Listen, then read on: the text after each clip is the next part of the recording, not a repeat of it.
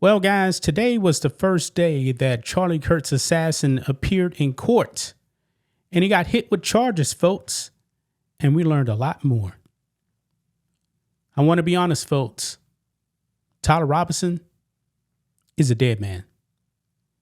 This man clearly planned this attack on Charlie Kirk. I'm pretty sure we already knew that.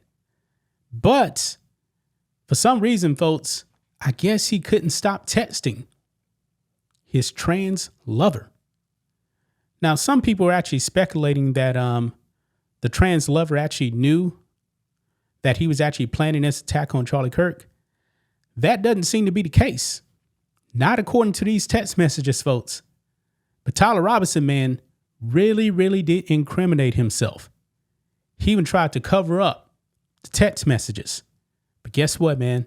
You can't do it. You just can't do it. But we'll get to those text exchanges, folks. Because one thing's for sure, man. He planned this attack on Charlie Kirk. And the roommate, 1,000% is a transgender lover. Because of the words that Tyler Robinson actually uses with the trans person, talking about my love, this kind of thing. Yeah, they were in a relationship. The governor of Utah was right about this. And this guy is a radical leftist. I believe he was actually hit with 5 charges. But the state of Utah is not playing around. They're not playing games. They are seeking the death penalty on this guy. And I think they're going to get it. I mean, based on these text messages, guys, 1,000% he's going to get convicted. No questions about this. So let's not waste any time, guys. Let's get into it. Here we go. Right over here on the Post Millennial. Utah seeks death penalty for Charlie Kirk assassin. Robinson has been charged with aggravated murder as well as several other counts. Yes, he actually tried to get the trans roommate to conceal some evidence. So let's watch this clip right here, man. This is the county attorney right here announcing that he's going to seek the death penalty. And I believe he also goes over all of the charges. Let's play it, folks. For Charlie Kirk, I am committed to these aims. I take this responsibility seriously. Today, after reviewing the evidence that law enforcement has collected thus far, I am filing a criminal information charging Tyler James Robinson, age 22, with the following crimes. Count 1, aggravated murder, a capital offense for intentionally or knowingly causing the death of Charlie Kirk under circumstances that created a great risk of death to others. Count 2, felony discharge of a firearm causing serious bodily injury, a first-degree felony. The state is further alleging aggravating factors on counts 1 and 2 because the defendant is believed to have targeted Charlie Kirk based on Charlie Kirk's political expression. That's and true. did so knowing that children were present and would witness the homicide. The state is also charging defendant with count 3, obstruction of justice, a second-degree felony for moving and concealing the rifle used in the shooting. Count 4, obstruction of justice, a second-degree felony for disposing the clothing he wore during the shooting. Count 5, witness tampering, a third-degree felony for directing his roommate to delete his incriminating texts. Yep. Count 6, witness tampering, a third-degree felony for directing his roommate to stay silent if police questioned him. And count 7, commission of a violent offense in the presence of a child, a Class A misdemeanor, for committing homicide knowing that children were present and may have seen or heard the murder and did so based on Charlie Kirk's political expression. Also, following the press conference, I am filing a notice of intent to seek the death penalty. I do not take this decision lightly, and it is a decision I have made independently as county attorney, based solely on the available evidence and circumstances and nature of the crime. Yeah. So the county attorney, man, he already knew about these text messages, and we got them right here. This is on the Post on the Internet also. Breaking. Complete text exchange between Tyler Robinson and Lance Twiggs after Charlie Kirk killing. And this is not good, folks. This is not good. Because look here, it says, in a series of texts, Robinson admitted responsibility. He did it. So here is the full text exchange right here. Robinson repeatedly asked his roommate to cover for him. Quote, delete this exchange, one message read. In another, he instructed, don't talk to the media. If any police ask you questions, ask for a lawyer and stay silent. But now here is the full exchange right here. This is what Tyler Robinson texts right here. And they're clearly in a relationship. He texts, I am still okay, my love. But I'm stuck in Orem for a little while longer yet.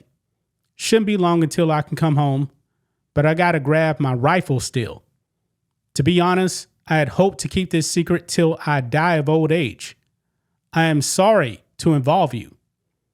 And then Lance Twiggs replies, you weren't the one who did it, right? As in like assassinating Charlie Kirk. Robinson then replies, I am. I'm sorry. So he admitted it right there.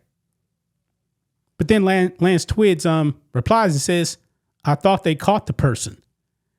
Now, there was some speculation, man, that the old man that they actually caught was in on this. But Tyler Robinson clearly doesn't know this old man because he then says, no, they grabbed some crazy old dude, then interrogated someone in similar clothing. I had planned to grab my rifle from my drop point shortly after, but most of that side of town got locked down. It's quiet, almost enough to get out, but there's one vehicle lingering. Lance Twiggs replies, why? Tyler Robinson then says, why did I do it? And Lance Twiggs says, yeah. And here is the kicker right here. Tyler Robinson says, I had enough of his hatred. Some hate can't be negotiated out. If I'm able to grab my rifle unseen, I will have left no evidence. Going to attempt to retrieve it again. Hopefully, they have moved on. I haven't seen anything about them finding it. Wow. But there's more. Lance Twiggs then asks, how long have you been planning this? Then Tyler Robinson says, a bit over a week, I believe. So this is premeditated, folks. I can get close to it, but there's a squad car parked right by it. I think they already swept that spot, but I don't want to chance it. I'm wishing I had circled back and grabbed it as soon as I got to my vehicle. I'm worried what my old man would do if I didn't bring back Grandpa's rifle. So that was his grandpa's gun. I was wondering who the gun actually belonged to, so it was grandpa's. Then he goes, I don't know if it had a serial number, but it wouldn't trace to me. I worry about prints that I worry about prints I had to leave it in a bush where I change outfits. And remember, they did get prints and stuff off of it. Didn't have the ability or time to bring it with. I might have to abandon it and hope they don't find prints. How the fuck will I explain losing it to my old man? Only thing I left was the rifle wrapped in a towel. And they did find it in a towel, folks. Remember how I was engraving bullets?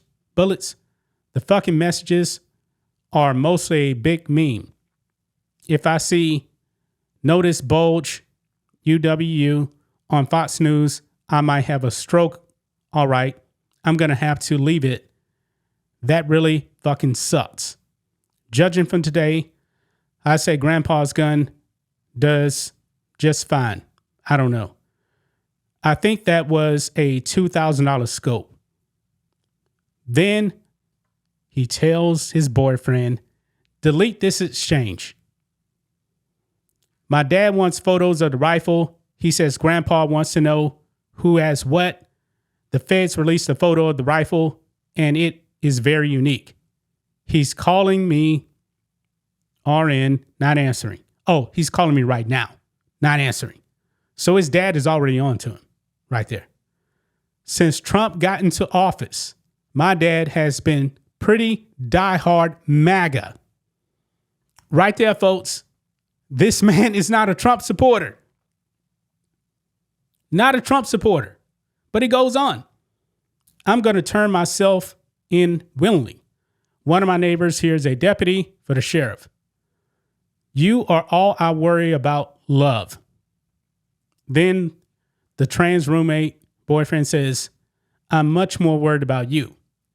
Robinson says then, don't talk to the media, please. Don't take any interviews or make any comments. If any police ask you questions, ask for a lawyer and stay silent. Wow.